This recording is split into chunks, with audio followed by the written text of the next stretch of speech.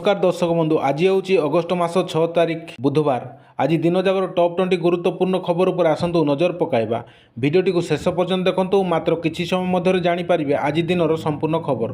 ता पूर्व चैनल रे नुआ थिले एबे चैनल को सब्सक्राइब करी पाखरे आसुवा बेल आइकन को ऑन करी रखंतु। एमिति सबुदिन लाटेस्ट न्यूज सर्वप्रथमे देखिया पाई। तेबे आसंतु संपूर्ण खबर उपरे नजर पकाइबा। प्रथम खबर प्रथम पर्यायर राज्य में 853टी गोदावरी मिश्र आदर्श प्राथमिक विद्यालय निर्माण होब। यह विद्यालय गुड़िक राज्यर उच्च विद्यालय फ्रीड विद्यालय भाव कार्यकारी करिवो। प्रति विद्यालय पाई सर्वाधिक 7 कोटी टंका पर्यंत व्यय अटकल होईछि। 100 रु अधिक छात्र छात्री 2 एकड़ अधिक जमी शिशु बाटिका ठारू अष्टम श्रेणी पर्यंत छात्र छात्री पढ़ुथिबा विद्यालय गुड़िक गोदावरी मिश्र आदर्श प्राथमिक विद्यालय भाव निर्माण कराजिवो। भौगोलिक अवस्थिति को दृष्टि रखी प्रति ग्राम पंचायत मुख्यालय रे गोटे लेखाएं आदर्श स्कूल निर्माण होब बोली गोदावरी मिश्र आदर्श प्राथमिक विद्यालय कार्यक्रम समीक्षा बैठक में गतकाली निष्पत्ति होईछि। परवर्ती खबर श्रीमंदिर रे आईन व्यवस्था नहीं मंगलवार गुरुत्वपूर्ण बैठक होईछि। श्रीमंदिर सुरक्षा नहीं बैठक शेष होला परे श्रीमंदिर मुख्य प्रशासक अरविंद पाढ़ी गणमाध्यम को एने सूचना देइछन्ति।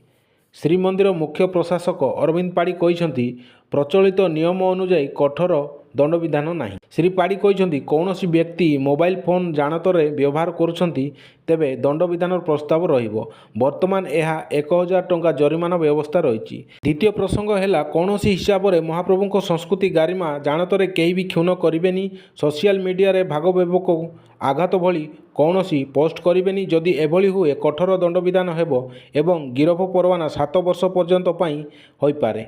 तृतीय बिंदु हेउची अधीनकृत भाव ड्रोन श्रीमंदिर उपरे उड़ाइले कठोर दंड विधान हेबो। चतुर्थ बिंदु हेउची श्रीमंदिर परिचालना कमिटीर परामर्श क्रमे श्रीमंदिर आईन 1955 अंतर्गत दंड विधान होई पारिबो। 3 वर्ष पर्यंत जेल दंड मध्य होई पारिबो बोली सूचना रही। परवर्ती खबर ओडिशा रे खनि लॉजिस्टिक एवं गुरुत्वपूर्ण खनिज क्षेत्र दक्षता विकास पई एक प्रस्तावित उत्कर्ष केंद्र प्रतिष्ठा करने दिगरे आलोचना करने पई मंगलवार केंद्र शिक्षा मंत्री धर्मेंद्र प्रधान को अध्यक्षतार एक बैठक अनुष्ठित हो जाए। परवर्ती खबर संबलपुर जिला जमनकीरा ब्लॉक कुलुंडी पंचायत अंतर्गत कदलीपाला उन्नीत हाईस्कल रे घोर शिक्षक अभाव रही। पूर्व केंद्र शिक्षा मंत्री धर्मेंद्र प्रधान पंचायत राज मंत्री रवि नारायण नायक जिलापाल सिद्धेश्वर बलिराम बंदर जिला शिक्षा अधिकारी बीओ रुकुण प्रधान को लिखित जणाइथिले किंतु सेथिरे किछि सुफल मिलिला नाही। तेणु कदलीपाल उन्नीत हाईस्कल भारप्राप्त प्रधान शिक्षक समेत 6 जन श्रेणी शिक्षकों को स्कूल बाहरी जावाकू कही शिक्षक नियुक्ति दाबी रे गेट सम्मुख में छात्र छात्री ताला पकाई NH 53 को पूर्वाह्न 10टारू अपराह्न 1टा पर्यंत प्राय 3 घंटा काल अवरोध करथिले बोली सूचना रही।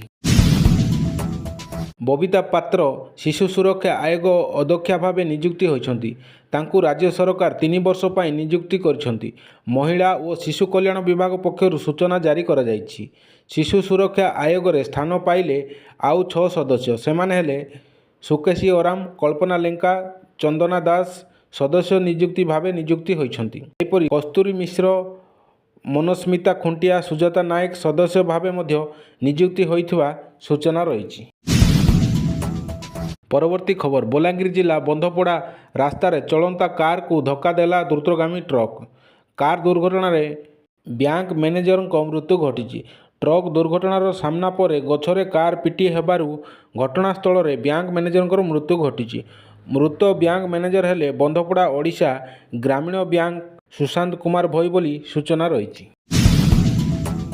परवर्ती खबर अमेरिका को भारतर कड़ा जवाब पर बिगड़ी जाइछन्ति अमेरिका राष्ट्रपति डोनाल्ड ट्रंप। से मंगलवार एक बड़ घोषणा करी कहिसन्ति जे से 24 घंटा मध्य भारत उपर प्रबल शुल्क लागू करेंगे। रूस को एक युद्ध मेसीन बोली वर्णना करी से कहिसन्ति जे भारत एहाकू इंधन दउछि। परवर्ती खबर उत्तरकाशी दुर्घटना पर पाणीपाग विभाग उत्तराखंडर अनेक जिला पाई प्रबल वर्षा सतर्कता जारी करिछि। यह सहित लोक माननकू नदी एवं नालठारू उपयुक्त दूरता बजाय रखा निवेदन करा जाइछि। उत्तरकाशी दुर्विपाक अनेक लोक ପାଣି ଓ ଆବର୍ଜନା ତଳେ ଦବି ଯାଇଛନ୍ତି। ସେମାନଙ୍କୁ ଉଦ୍ଧାର କରିବା ପାଇଁ ସେନା ଏବଂ ଜିଲ୍ଲା ପ୍ରଶାସନ ଦଳ ନିୟୋଜିତ ଅଛନ୍ତି ବୋଲି ସୂଚନା ରହିଛି। ପରବର୍ତ୍ତୀ ଖବର, ଡୋନାଲ୍ଡ ଟ୍ରମ୍ପଙ୍କ ଟାରିଫ ଧମକ। ଥରେ ନୁହେଁ କି ଦୁଇଥର ନୁହେଁ, ବାରମ୍ବାର ଭାରତକୁ ଟାରିଫର ଧମକ ଦେଇ ଚାଲିଛନ୍ତି ଟ୍ରମ୍ପ। ଅତିରିକ୍ତ ଶୁଳ୍କ ଲଗାଇବାର ଧମକ ପରେ ଭାରତ ଏକ କଡ଼ା ଆଭିମୁଖ୍ୟ ଗ୍ରହଣ କରିଛି। ଭାରତର ବୈଦେଶିକ ମନ୍ତ୍ରଣାଳୟ ଏକ 6 ସୂତ୍ରୀୟ ବିବୃତ୍ତି ଜାରି କରି ଆମେରିକା ଏବଂ ୟୁରୋପୀୟ ସଂଘର ଦମୁହା ନୀତିକୁ ପଦାରେ ପକାଇଛି। ପରବର୍ତ୍ତୀ ଖବର, ଆସନ୍ତା 15 ଅଗଷ୍ଟ 2025 ସ୍ୱାଧୀନତା ଦିବସ ଅବସରରେ ରାଷ୍ଟ୍ରପତି ଭବନରେ ହେବାକୁ ଥିବା ଏକ ନୈଶ ଭୋଜିରେ ରାଇରଙ୍ଗପୁର ଅଞ୍ଚଳର ଜଣେ ସାଧାରଣ ଆଦିବାସୀ ମହିଳା ଯୋଗଦେବେ ବୋଲି ରାଷ୍ଟ୍ରପତି ଭବନରୁ ନିମନ୍ତ୍ରଣ ଆସିଛି। ମହିଳା ଜଣକ ହେଲେ ବାମନାଘାଟି ଉପଖଣ୍ଡ କୁସୁମୀ ବ୍ଲକ ଅନ୍ତର୍ଗତ ବାସାଘୋଟୁ ଗ୍ରାମର ଆଦିବାସୀ ମହିଳା ସୁରୁତିଆରୀ ବୋଲି ସୂଚନା ରହିଛି। ପରବର୍ତ୍ତୀ ଖବର, ରାଜ୍ୟ ସରକାର ଶୋଭନା ମହାନ୍ତିଙ୍କୁ ମହିଳା କମିଶନର ଅଧ୍ୟକ୍ଷ ଭାବେ ନିଯୁକ୍ତି ଦେଇଛନ୍ତି। ଏନେଇ ମହିଳା ଓ ଶିଶୁ ବିକାଶ ବିଭାଗ ପକ୍ଷରୁ ଗତକାଲି ବିଜ୍ଞପ୍ତି ଜାରି ହୋଇଛି। ବାଲେଶ୍ୱର ଜିଲ୍ଲା ରେମୁଣା ବ୍ଲକ କରଞ୍ଜିଆ ଗାଁର ଶୋଭନା ମହାନ୍ତି ଏହି ପଦବୀରେ 3 ବର୍ଷ ରହିବେ ବୋଲି ଏଥିରେ କୁହାଯାଇଛି। ପରବର୍ତ୍ତୀ ଖବର, ଡିଏଫ୍ଓ ସମ୍ମିଳନୀରେ ମୁଖ୍ୟମନ୍ତ୍ରୀ ମୋହନ ଚରଣ ମାଝୀ ବନ ଅଧିକାରୀମାନଙ୍କୁ ଉଦ୍ବୋଧନ ଦେଇ କହିଛନ୍ତି, ଦୁର୍ନୀତି ସହ ଯୋଡ଼ି ହୋଇଥିବା ଅଧିକାରୀ ମନ ବଦଳାନ୍ତୁ। କିଛି ଅଧିକାରୀଙ୍କ ଯୋଗୁଁ ବଦନାମ ହେଉଛି ଜଙ୍ଗଲ ବିଭାଗ ବୋଲି ଶ୍ରୀ ମାଝୀ କହିଛନ୍ତି। ପରବର୍ତ୍ତୀ ଖବର, ଭାରତର ଅର୍ଥନୈତିକ ଉନ୍ନତିକୁ ସମର୍ଥନ କରିବା ଓ ସୁରକ୍ଷା ବ୍ୟବସ୍ଥା ମଜବୁତ କରିବା ଲାଗି ଗୃହ ମନ୍ତ୍ରଣାଳୟ ସେଣ୍ଟ୍ରାଲ ଇଣ୍ଡଷ୍ଟ୍ରିଆଲ ସିକ୍ୟୁରିଟି ଫୋର୍ସର ସଂଖ୍ୟା 1.62 ଲକ୍ଷରୁ ବୃଦ୍ଧି କରି 2.2 ଲକ୍ଷକୁ ଅନୁମୋଦନ କରିଛି। ଆଗାମୀ 5 ବର୍ଷରେ ପ୍ରତିବର୍ଷ 14,000 ନୂଆ କର୍ମଚାରୀ ନିଯୁକ୍ତି ଦେଇ ମୋଟ 58,000 ନିଯୁକ୍ତି ସୁନିଶ୍ଚିତ କରାଯିବ ବୋଲି ସୂଚନା ରହିଛି। ପରବର୍ତ୍ତୀ ଖବର, ପ୍ରତ୍ୟେକ ଜିଲ୍ଲାର ସମସ୍ତ ରାଜସ୍ୱ କାର୍ଯ୍ୟାଳୟରେ ବାୟୋମେଟ୍ରିକ ଉପସ୍ଥାନ ଲାଗୁ କରିବା ପାଇଁ ରାଜସ୍ୱ ଏବଂ ବିପର୍ଯ୍ୟୟ ପରିଚାଳନା ବିଭାଗ ଓଡ଼ିଶା ସରକାର ସମସ୍ତ ଜିଲ୍ଲାପାଳମାନଙ୍କୁ ଚିଠି ପ୍ରେରଣ କରିଛନ୍ତି। ସମସ୍ତ ରାଜସ୍ୱ କାର୍ଯ୍ୟାଳୟର ତଳ କର୍ମଚାରୀଠାରୁ ଆରମ୍ଭ କରି ଉଚ୍ଚପଦସ୍ଥ ଅଧିକାରୀଙ୍କ ପାଇଁ ବାୟୋମେଟ୍ରିକ ଉପସ୍ଥାନ ଲାଗୁ ହେବ ବୋଲି ସୂଚନା ରହିଛି। ପରବର୍ତ୍ତୀ ଖବର, ହକି ଆସୋସିଏସନ ଅଫ୍ ଓଡ଼ିଶା ଜାତୀୟ ଜୁନିୟର ମହିଳା ହକି ଚାମ୍ପିଅନସିପ୍ ଡିଭିଜନ ଏର ଏକ ମ୍ୟାଚରେ ଆନ୍ଧ୍ରପ୍ରଦେଶକୁ 3-1 ଗୋଲରେ ପରାସ୍ତ କରିଛି ଓଡ଼ିଶା। ପରବର୍ତ୍ତୀ ଖବର, ଓଟିଇଟି ପ୍ରଶ୍ନପତ୍ର ପ୍ରଘଟ ମାମଲାରେ ଆହୁରି ଅଧିକ ଲୋକ ସମ୍ପୃକ୍ତ ଥିବା ଜଣାଯାଇଛି। ଏହି ମାମଲାରେ ଗିରଫଦାରୀ ସଂଖ୍ୟା ଆହୁରି ବଢ଼ିବ ବୋଲି କୁହାଯାଇଛି। ଏଣେ ଏନେଇ ବୋର୍ଡ ସଭାପତିଙ୍କୁ 4 ଥର ଜେରା କଲାଣି କ୍ରାଇମବ୍ରାଞ୍ଚ। ଗିରଫ ଓ ସନ୍ଦେହରେ ଥିବା ଅଭିଯୁକ୍ତଙ୍କ ଆର୍ଥିକ କାରବାରର ଛାନଭିନ୍ ଚାଲିଛି। ପରବର୍ତ୍ତୀ ଖବର, ରାଜ୍ୟରେ ବଢ଼ି ଚାଲିଥିବା ନାରୀ ନିର୍ଯାତନା ବିରୁଦ୍ଧରେ ସପ୍ତାହବ୍ୟାପୀ ଚୂଡ଼ାନ୍ତ କାର୍ଯ୍ୟକ୍ରମ ଘୋଷିତ ହୋଇଛି। ଆସନ୍ତା 8 ତାରିଖ ଶୁକ୍ରବାର ବଳଙ୍ଗା ନାବାଳିକା ପୋଡ଼ି ଘଟଣାର 3 ଦୁର୍ବୃତ୍ତଙ୍କ ଗିରଫ ଦାବିରେ କଟକସ୍ଥିତ ପୁଲିସ ଡିଜି କାର୍ଯ୍ୟାଳୟକୁ ଶହ ଶହ ସଂଖ୍ୟାର କଂଗ୍ରେସ କର୍ମୀ ଘେରାଉ କରିବେ ବୋଲି ସୂଚନା ରହିଛି। ପରବର୍ତ୍ତୀ ଖବର, ରାସନ କାର୍ଡଧାରୀଙ୍କ ପାଇଁ ଏକ ଗୁରୁତ୍ୱପୂର୍ଣ୍ଣ ଖବର।